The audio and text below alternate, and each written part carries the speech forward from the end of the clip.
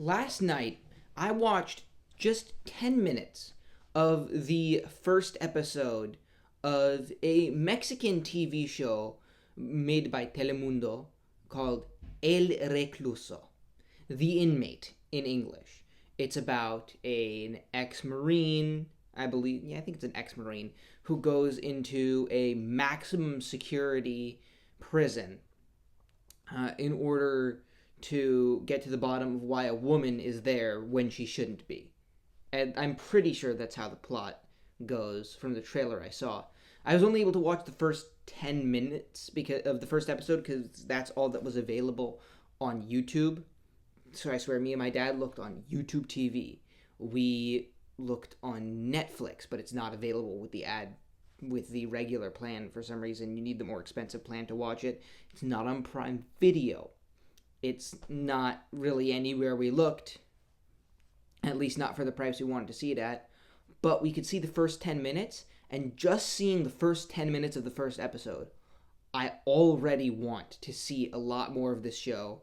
I'm already hooked. And it's all because of the beginning. It had a very strong opening scene that I thought was very well done, and it takes it well from there.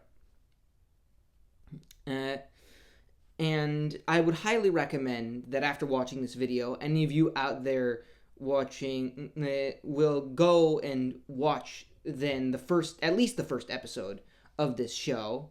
Probably I will recommend the rest once I watch it. It seems very well written to me so far.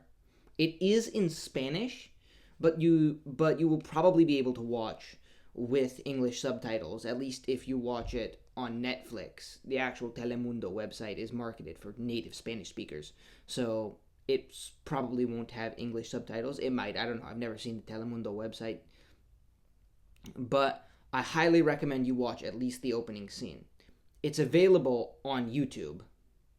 At least the first 10 minutes of it that I saw with my dad is. I'll put the link in the description. But without further ado, let's get into why at least I found this to be such a gripping intro.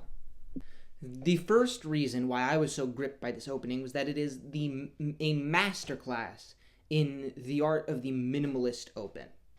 Now, many shows, especially thrillers, which this show would kind of fall into that genre, but it's not a very thrilling thriller, if you know what I mean. It's not like a big action thriller.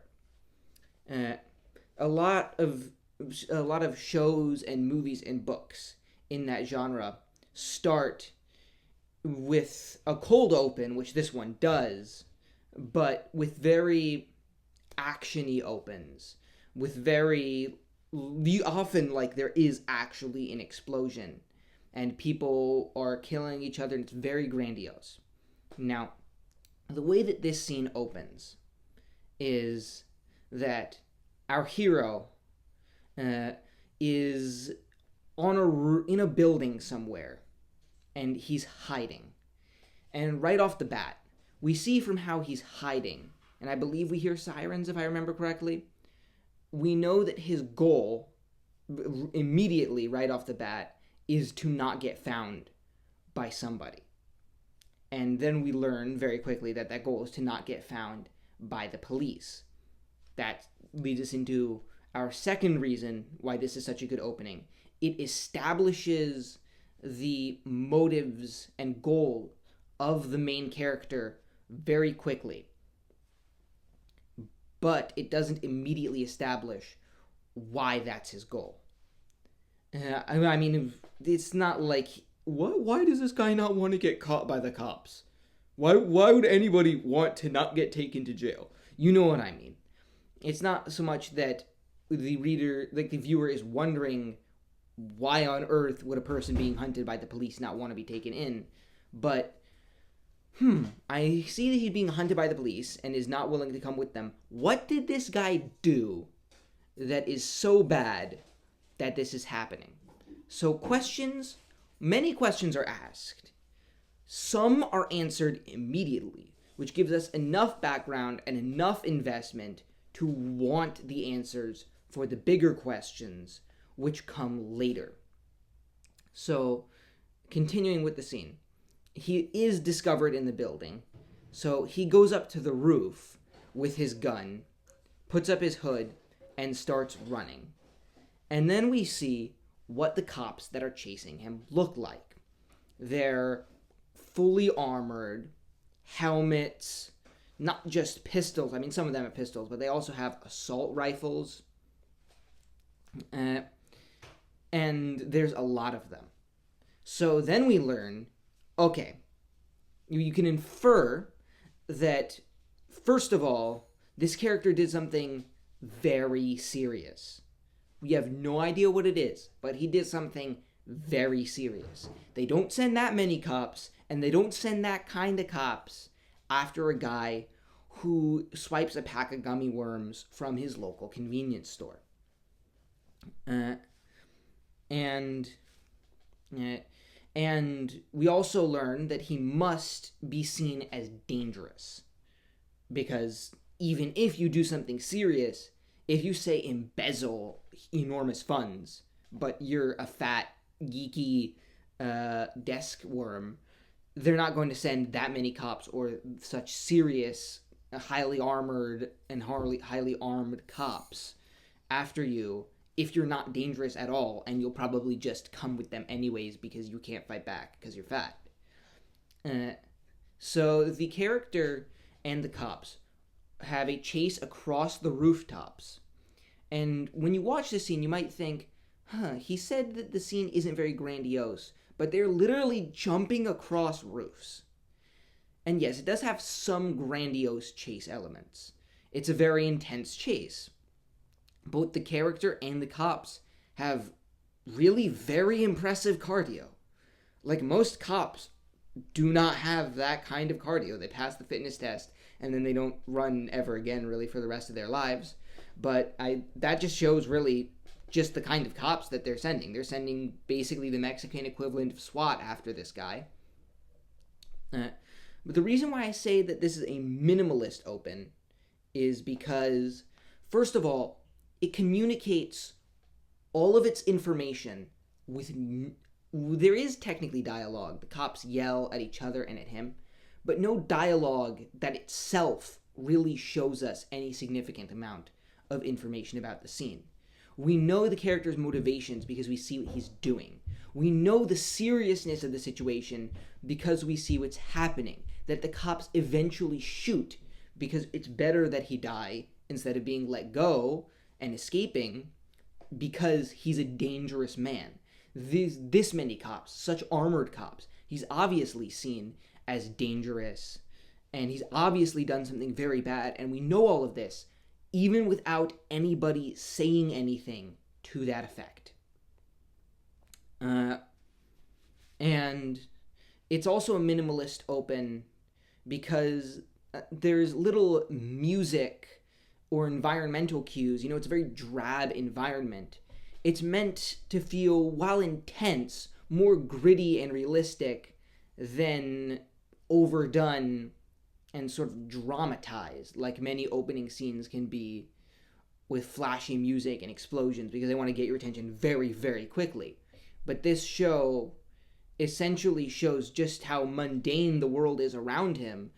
Like, what really struck me was how the people around the main character, as he climbs down from the roof, he starts running through the town, evading the cops, running past people. He runs through an empty boxing ring that a janitor is cleaning at one point, and the janitor looks at him and says, what's going on? Cops? What is this? The people around him are going about their daily lives, and then they turn, they're like, who's that? And then they go back to their daily lives.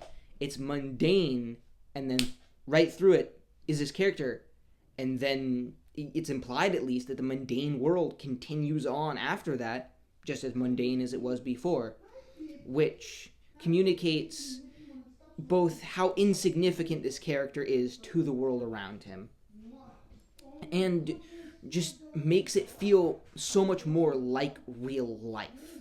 That's why I love minimalist opens, because they feel so real. So the character runs with his crazy cardio, and the cops, with their equally very impressive cardio, chase him down. And in a bit of action that's very well done, he's running toward you, toward the camera, and then a car, and you see through the window and like in part over the roof of the car, comes in front of him. Like a police car blocks him, and he stops, puts his hands up, drops his gun, realizes that he's done, gets on the ground, and is arrested. And this shows that this character is defiant to the extent that he will run from the cops because he doesn't want to go to jail, but is also reasonable and intelligent enough to understand and recognize when he's done for and when he's not getting out of the situation that he's in. So for now, he gives up. And at the end of this opening scene, the viewer is left with questions that are meant to be answered later. Like I said, there were questions that were answered without any dialogue beautifully in the opening. What the character wants, the fact that the character's done something, to an extent what kind of a character this is. But there are bigger questions that have yet to be answered that are saved for later. For example, what did this character do?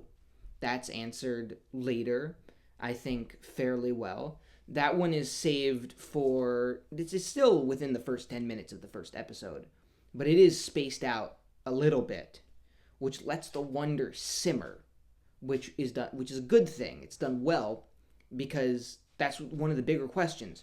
The reader wants to know about this character. The viewer wants to know about this character.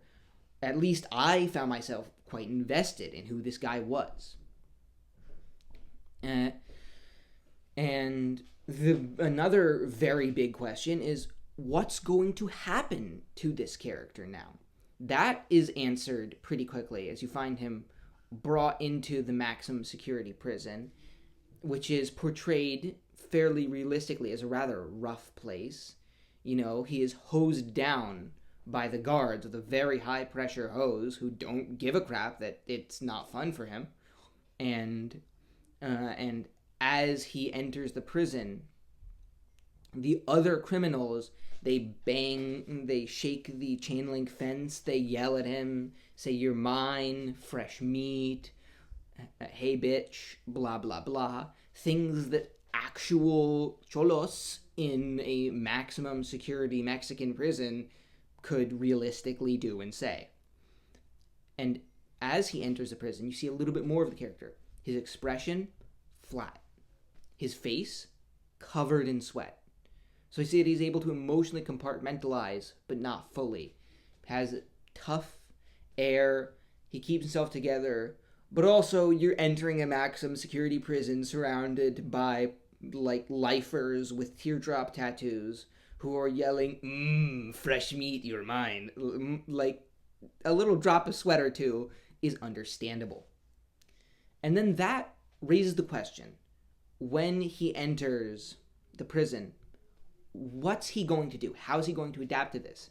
That's also answered without using that much dialogue. Again, this is a somewhat minimalist show with its dialogue, and it does it very well. The character takes somebody's bed. Well, it's not exactly somebody else's bed, but he takes a bed in the prison because there aren't cells. You just throw them all in little huts. It's a pretty ramshackle kind of prison. He takes a bed. Some gay guy, like it's very obviously hammed up as gay, really doesn't like it. So he goes and gets somebody else to help him kick the main character out. This big guy comes and says, "Hey, you gotta move, or you're gonna regret it." And the main character gets up and shoves him. He responds very assertively.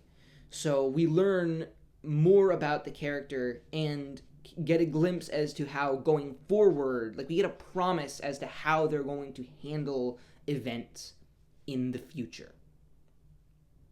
And then after that, a woman and a man, I think they're both connected to the prison, they look at a video, like in pictures of him.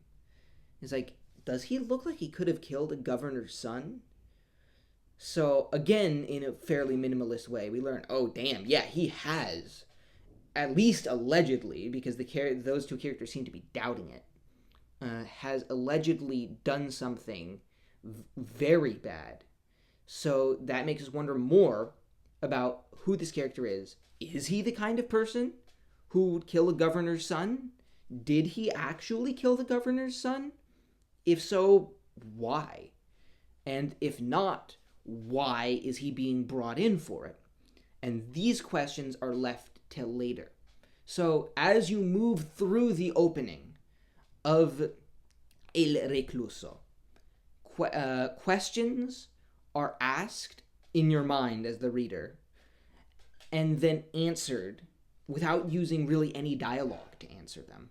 And then bigger ones are asked. And then as those questions are answered, then more deeper questions are asked. And each time you find yourself wanting to know more about the main character as a person, and especially about the situation that he finds himself in. Because this strikes me as more of a plot-driven story.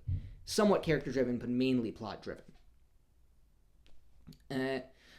And that's how you create investment in the character. And since the situation that the character is in is the plot. So essentially, this opening uses delayed answering of questions and asking new questions by answering those questions to create investment in the story overall.